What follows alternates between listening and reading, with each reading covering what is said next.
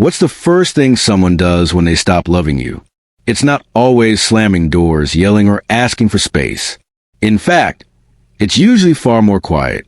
Something shifts almost imperceptibly at first, and if you're not paying attention, you might miss the earliest signs, the very moments when their heart begins to pull away while the words and routine stay exactly the same.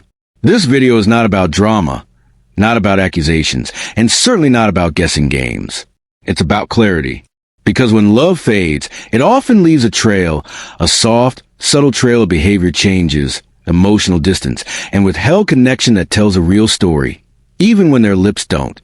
In this video, we're going to walk through 5 signs, subtle but deeply telling, that often appear first when someone no longer loves you. These aren't wild guesses. They're based on real emotional patterns seen in long-term relationships, marriages, and close partnerships. By the end of this video, you'll have a clearer sense of what's real, what matters, and what your next step might be. Stay until the end, because one of these signs, one that often goes unnoticed, could shift how you view your relationship entirely. You deserve honesty, not just from others, but also from yourself. So, let's take a closer look at how love, when it starts to leave, almost always knocks in the same quiet ways. One of the first and quietest signs that someone no longer loves you is that they stop being curious about your world. Not long ago, they might have asked how your doctor's appointment went, what your grandkids are up to, or how you've been sleeping lately. But now, they barely lift their eyes when you speak. They don't ask follow-up questions. They don't seem interested in the little stories that make up your day. That change isn't just about distraction or being busy. It's about emotional disconnection. Let me tell you about Edna and Paul, married for nearly 40 years. Edna used to tell Paul everything. How the roses were finally blooming again, what the neighbor's dog had done, how her book club was getting heated over a mystery novel. Paul used to listen. He'd laugh, nod, throw in a comment here or there. But somewhere along the line, that stopped. She'd start a story, and he'd barely look up from the television. He'd answer with a grunt or not at all. Edna felt it before she could name it. This heavy quiet between them. It wasn't just a lack of words. It was the absence of interest. When someone loves you, they lean into your world. They want to understand you, even in the smallest things. They remember your appointments. They care about what upsets you this morning. When that caring fades, they start to emotionally check out, and it doesn't usually come with anger. It comes with silence, a kind of emotional vacancy that leaves you feeling lonely, even in a shared room. And here's the truth. People don't stop asking because you're boring or because your stories have changed. They stop because they no longer feel emotionally invested.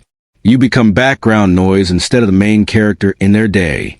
That sounds harsh, but if you're starting to feel like your voice doesn't land anymore, it might be time to ask, when did they stop being curious about me, and why didn't I notice it sooner? Because when someone no longer loves you, they don't always say it, but they show in what they no longer ask and what they no longer seem to care to hear. When someone's love begins to fade, their patience is often the first thing to go. The same things they used to smile at, laugh off, or gently correct suddenly seem to irritate them. You might be telling a story you've told before or asking a simple question about the calendar or the groceries, and you're met with sigh, a sharp tone, or that cold look that says, "Why are you bothering me?" What used to feel like understanding now feels like walking on eggshells. Take a moment and think about someone like Helen, 76 years old, who had always been a little forgetful. Her husband, Richard, used to tease her kindly about it. He'd help her find her glasses, or remind her for the 5th time where she left her phone. It was part of their rhythm. But then it shifted. Suddenly, Richard was snapping at her. He'd mutter under his breath or roll his eyes. One day, when she asked for help logging into her online banking, he just said, "You need to figure out yourself." Helen didn't forget that moment, not because it was dramatic, but because it was so different from how he used to be. When someone is in love, they offer grace. They know your quirks, your habits, your weak spots, and they navigate them gently. But when love fades, even the smallest requests feel like demands to them. The shift is subtle but powerful. Where there used to be understanding, there's now resistance, and it's not about what you did wrong. It's about how they've started pulling away emotionally, and patience is often the first thread that snaps. You might start second guessing yourself. Am I being too needy? Am I asking too much? But the truth is, it's not about needing less. It's about how their willingness to show up for you has changed. They're no longer investing emotionally, and that shows up in the tone of their voice, the way they interrupt, the eye rolls you catch, even a heavy silence that follows a perfectly normal question. Don't ignore that shift. It's not just moodiness or stress. It could be a sign that their heart is no longer where it once was. And if you're constantly feeling like you're a bother instead of a partner, that's something you deserve to acknowledge.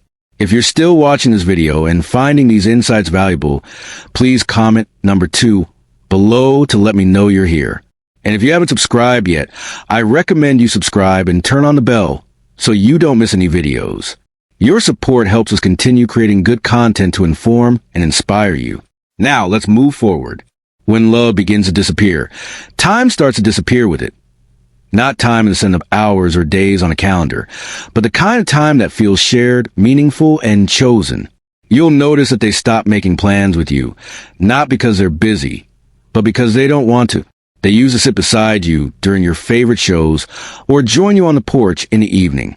Now, they linger in other rooms. They leave the house more often without asking if you'd like to come. And when they do stay, their body is there, but their attention isn't. Think about someone like Ree, 68, who loved his morning routine with his wife, Linda. For years, they'd sip coffee side by side at the kitchen table, talk about the weather, the news, or just sit in silence. It didn't matter what they said. It was about being there. But slowly that changed. Linda started waking up earlier and heading out for long walks alone.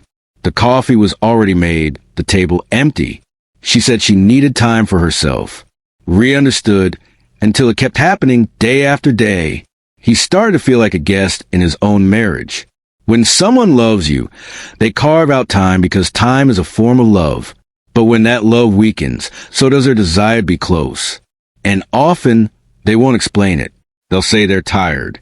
They'll say they have errands. They'll say nothing at all. But the truth is, people make time for what matters to them. And if you keep finding yourself alone, even when they're in the same house, it might not be by accident. They stop inviting you to do small things. They don't ask what your day looks like. They start saying, you go ahead, or I'll just stay here. And with each quiet decision, the distance grows. It doesn't take a big fight or a dramatic announcement. All it takes is enough mornings apart. Enough dinners where you eat alone. Enough nights when they fall asleep with their back turned. If you're feeling left behind in a relationship that once felt shared, don't ignore that feeling.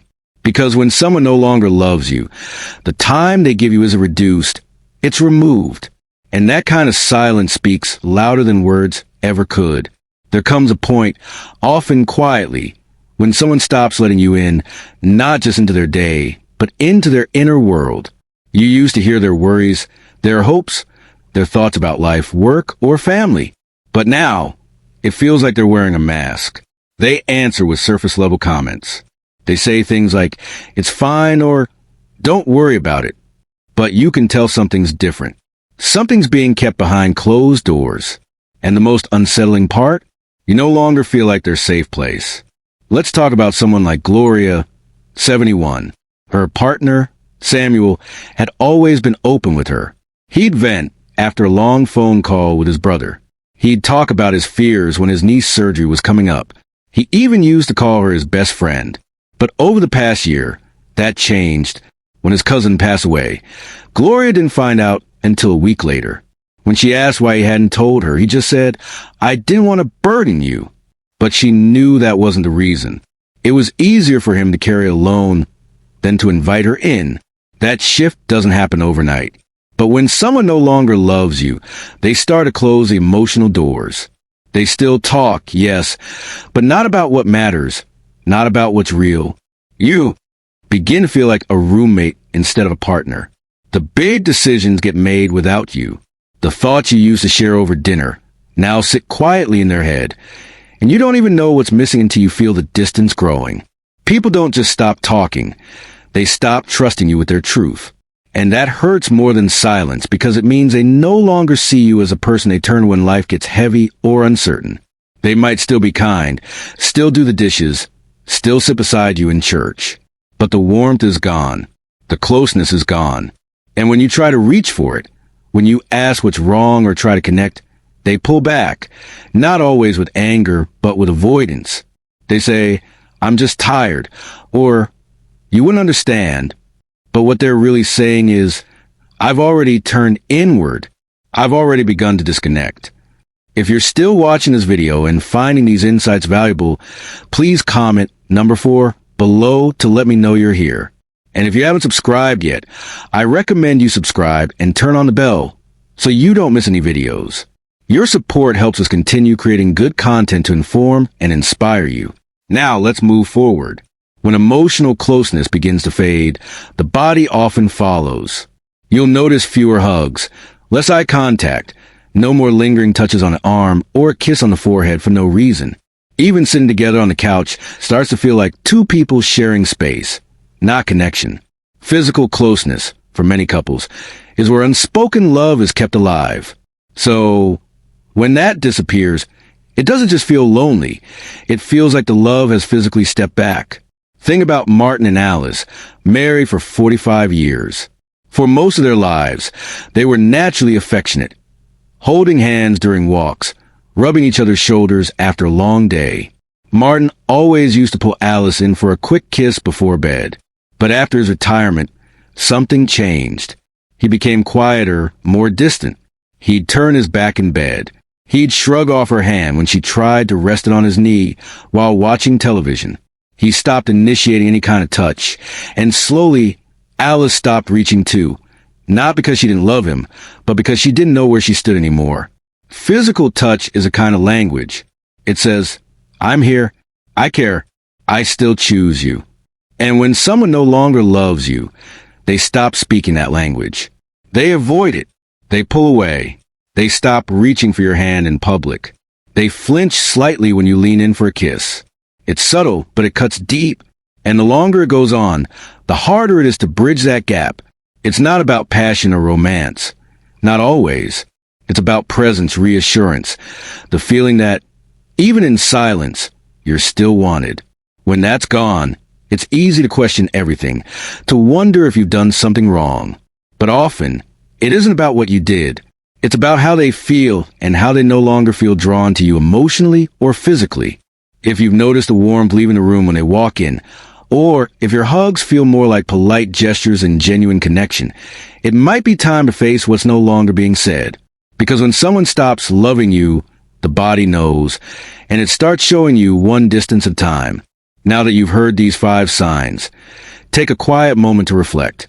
Maybe one of them stood out. Maybe all of them did. The important thing isn't just recognizing the signs, but recognizing what they mean for you. Because when love begins to fade, we often feel in our gut before we see it in words or actions. And yet, we second-guess ourselves. We minimize. We tell ourselves not to overreact. But the truth is, emotional distance always leaves clues through silence, avoidance, and a shrinking sense of being known. If you felt that shift, if you've been wondering whether what you're experiencing is real, it likely is. You're not imagining things. You're feeling the difference between being chosen and being tolerated. That's not something to ignore. That's something to explore with honesty, courage, and compassion for yourself and for the relationship. None of this means all love is gone or that things can't be repaired. But the first step is always seeing clearly. Because once you recognize the patterns, you can stop blaming yourself. You can stop carrying the weight of one-sided connection. And you can start asking the right questions. Do I feel emotionally safe here? Am I being treated with care? Do I still feel like I matter? Remember, your peace is just as important as anyone else's comfort. And while it may hurt to admit when someone's love is fading, it's far more painful to keep pretending it isn't. You deserve real love, the kind that shows up, leans, and stays curious, and keeps choosing you day after day. Thank you for joining us today. We'd love to hear from you. Leave a comment below and share one thing you learned today and how you plan to use it in your life. Your thoughts are important to us, so don't hesitate to share them. Reading your comments gives us great motivation and encouragement. If you enjoyed this video and found it helpful, please like, subscribe, and share. Your support helps us continue creating good content to inform and inspire you. Thanks for watching, and we look forward to seeing you in the next video.